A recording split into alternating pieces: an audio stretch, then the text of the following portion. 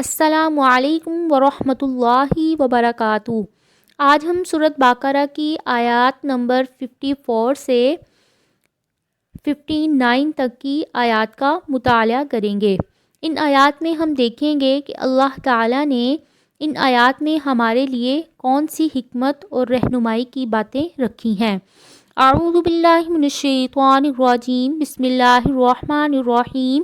وَإِذْ اور جب قال کہا موسیٰ علیہ السلام نے لقومہ اپنی قوم سے، یا قومی اے میری قوم، انکم بے شک تم نے ظلم کیا ہے، انفسکم اپنی جانوں پر، باتخاذکم العجل بچھڑے کو معبود بنا کر، فتوبوا پس تم توبہ کرو، الی بارئکم اپنے پیدا کرنے والے کی طرف، فقتلوا پس تم قتل کرو، انفسکم اپنے نفسوں کو، ذالکم یہ خیر لکم بہتر ہے تمہارے لیے، عند بارئکم تمہارے پیدا کرنے والے کے نزدیک، فتابا پھر اس نے توبہ قبول کی، علیکم تمہاری، انہ بے شک وہ ہوا وہی ہے، التواب بہت توبہ قبول کرنے والا، الرحیم نہایت رحم کرنے والا۔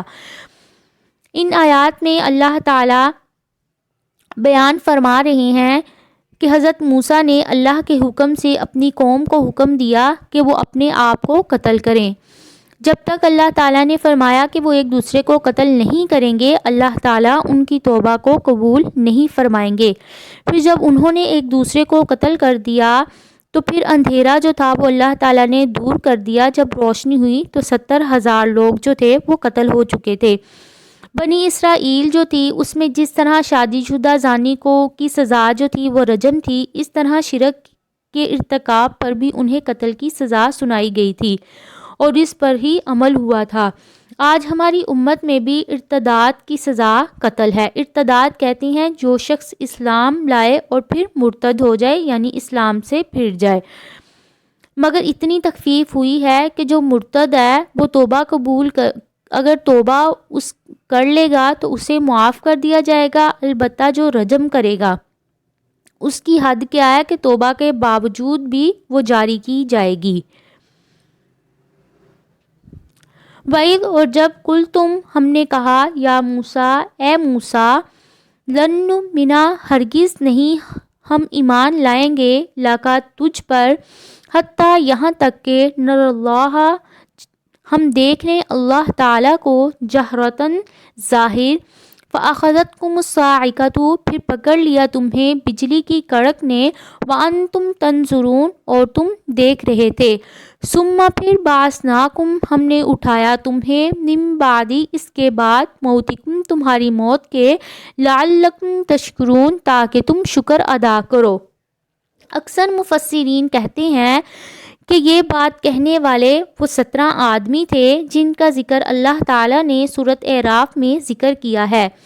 جب حضرت موسیٰ اللہ تعالیٰ کے مقرر کردہ وقت کے مطابق ان 70 لوگوں کو چن لیا تو حضرت موسیٰ اللہ تعالیٰ سے جب ہم کلام ہوئے تو انہوں نے کہا کہ ہم تمہارے کہنے پر ہرگز یقین نہیں کریں گے کہ اللہ تعالیٰ تو ہم سے ہم کلام ہوئے ہی نہیں ہیں، جب تک اللہ تعالیٰ کو ہم اپنی آنکھوں سے نہ دیکھ لیں ہم تمہاری بات نہیں مانیں گے۔ پھر اللہ تعالیٰ نے ان کو کڑک سے وہ جو تھے وہ بجلی کی کڑک سے ہلاک ہو گئے اور وہ سب مر گئے۔ پھر حضرت موسیٰ نے اللہ تعالیٰ سے دعا کی اور عرض کیا، اللہ اگر آپ چاہتے تو پہلے ہی ان کو ہلاک کر دیتے، لیکن میری قوم جو تھی وہ میری تصدیق کیسے کرے گی؟ پھر اللہ تعالیٰ نے ان کی روحیں جو تھیں وہ ان کی لوٹا دی واپس۔ وَظَلَّلْنَا اور ہم نے سایہ کیا، علیکم تم پر، الغمام بادلوں کا، وَأَنزَلْنَا اور ہم نے اتاری، علیکم تم پر، المنّا من، والسلویٰ اور سلویٰ، کلو تم کھاؤ، من الطیبات ان پاکیزہ چیزوں سے، ما جو رزقناکم ہم نے رزق میں دیا تمہیں، وما اور نہیں ہے، ظلموا انہوں نے ظلم کیا، ولیکن اور لیکن کانو تھے وہ انفسہم اپنے نفسوں پر ہی یظلمون و ظلم کرتے۔ اس آیت میں صحرائے سینا میں ان کے پاس کھانے کے لیے کچھ بھی نہیں تھا اور صحرا کی دھوپ انہیں جلائے دیتی تھی، تو اللہ تعالیٰ نے ان پر خاص قسم کے بادل کا سایہ کر دیا اور ان کے لیے من اور سلوہ کا انتظام فرمایا۔ من کیا ہے؟ من ایک قسم کی کھمبی ہے، اور سلوہ کیا ہے؟ یہ ایک قسم کا بٹیر جیسا پرندہ ہے۔ وَإِذْ اور جب قُلْنَا ہم نے کہا ادخلوا تم داخل ہو جاؤ هَذِهِ الْقَرْيَةَ اس بستی میں وَكُلُوا پس تم کھاؤ منها اس میں سے حیث جہاں سے شئتم تم چاہو راغداً بافراغت ہو کر وادخلوا اور تم داخل ہو جاؤ البابا دروازے میں سجداً سجدہ کرتے ہوئے وقولوا اور تم کہو حطۃ بخش دے نغفر لکم ہم بخش دیں گے لکم تمہیں خطایاکم تمہاری خطاؤں کو وسنزید المحسنین اور ہم ان قریب زیادہ دیں گے محسنین احسان کرنے والوں کو۔ اس آیت میں جو شہر ہے کہ کہا تم داخل ہو جاؤ اس بستی میں، اس شہر سے مراد کون سا شہر ہے، اس میں مفسرین کا اختلاف ہے۔ بعض نے اس شہر سے مراد بیت المقدس لیا ہے اور بعض نے اس سے مراد اریحہ لیا ہے۔ اللہ تعالیٰ نے ان کو میدان تیہ سے جب نجات دے دی تو بیت المقدس میں داخل ہونے کا ان کو موقع عطا فرمایا، جیسا کہ پچھلی آیات میں اللہ تعالیٰ نے بیان فرمایا ہے۔ بنی اسرائیل 40 سال تک میدان تیہ میں رہے۔ اس عرصے میں پہلے حضرت ہارون کی اور پھر حضرت موسیٰ علیہ السلام کی وفات ہو گئی۔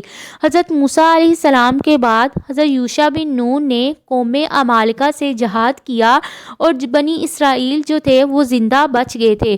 انہوں نے حضرت یوشع بن نون کا ساتھ دیا اور اللہ تعالیٰ نے ان کو فتح عطا فرمائی اور 40 سال بعد بنی اسرائیل کو میدان تیہ سے نجات حاصل ہوئی۔ جب بیت المقدس میں فاتحانہ شان سے داخل ہونے کا وقت آیا تو اللہ تعالیٰ نے ان سے فرمایا بیت المقدس کے دروازے میں سجدہ کرتے ہوئے داخل ہو اور حطۃ ہمارے گناہوں کو معاف کرتے کہتے ہوئے داخل ہونا، مگر یہ لوگ اللہ کے حکم کے خلاف سرین کے بل گھٹنوں یعنی گھسیٹتے ہوئے اور حنطۃ فی شعرہ گندم بالی میں کہتے ہوئے داخل ہوئے۔ اس سے مراد کیا تھی کہ ان کو گندم چاہیے۔ فبدّا پھر بدل دیا الذین ان لوگوں کو ظلموا جنہوں نے ظلم کیا قولاً بات کو غیر الذی اس کے علاوہ جو قیلا کہی گئی تھی لہم ان سے، فانزلنا پھر ہم نے نازل کیا علی الذین ان لوگوں پر جنہوں نے ظلم کیا رجزاً عذاب من السماء آسمان سے بما اس وجہ سے کانو جو تھے وہ یفسقون نافرمانی کرتے۔ اس آیت میں یعنی کہ بنی اسرائیل سے کہا گیا تھا کہ دروازے میں سجدہ کرتے ہوئے داخل ہو اور وہ سرین کے بر داخل ہوئے اور حطۃ کی جگہ انہوں نے حنطہ کہا تو طاعون کی وبا کی شکل میں ان پر آسمانی عذاب آیا جس سے ان کے تمام بڑے لوگ ہلاک ہو گئے اور ان کے بیٹے جو تھے وہ بچ گئے۔ بنی اسرائیل میں جس فضل اور عبادت کا ذکر کیا جاتا ہے وہ ان کے بیٹوں میں تھا اور ان کے تمام آباء و اجداد طاعون کی اس وبا میں ہلاک ہو گئے اور طاعون سے 70,000 لوگ جو تھے وہ بنی اسرائیل سے ہلاک ہوئے تھے۔ اللہ تعالی ہمیں ان تمام بیماریوں سے بچنے کی توفیق عطا فرمائے، آمین۔